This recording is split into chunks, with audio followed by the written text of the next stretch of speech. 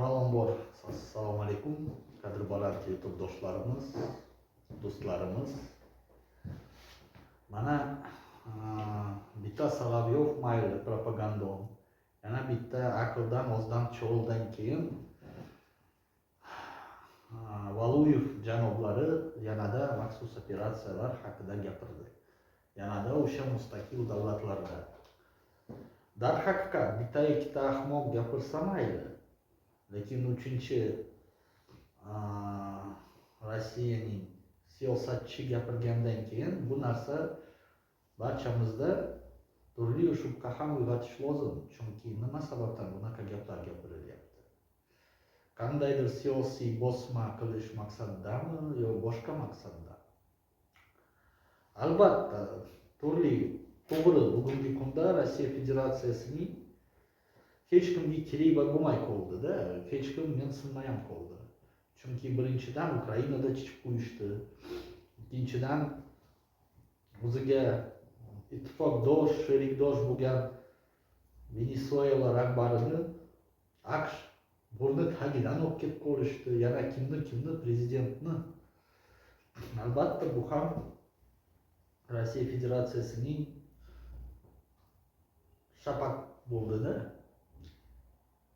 Endi mani fikrimcha Rossiya Federatsiyasining o'ziniki obro'sini, o'ziniki har qalay nima desam bo'ladi?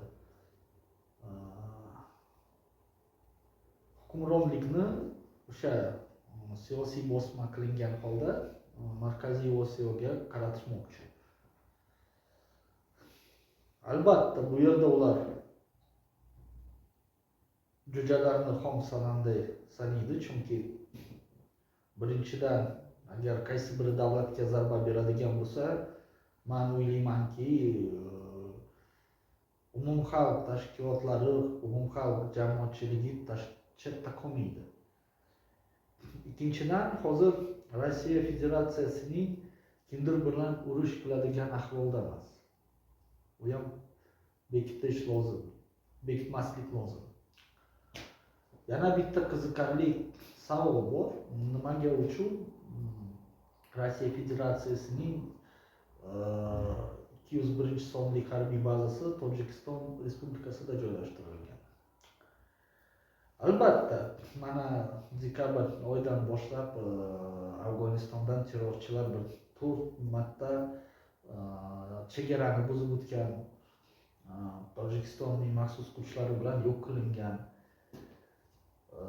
Aslida u harbiy bazaning vazifasini Tojikiston chegaralarini daxlsizligini ta'minlash. Lekin bor nimagadir ular xavfsizlikni ta'minlamayapti. Nimaga uchun? Bu ilmli savol. O'ziniki qandaydir gapni o'tkazishi maqsadida endi Rossiya O'zbekistonga, Qozog'istonga gap o'tkazmasligi aniq. Qirg'iziston ham hozir Qirg'iziston ham ko'proq Xitoy bilan harakat qilishni boshlagan.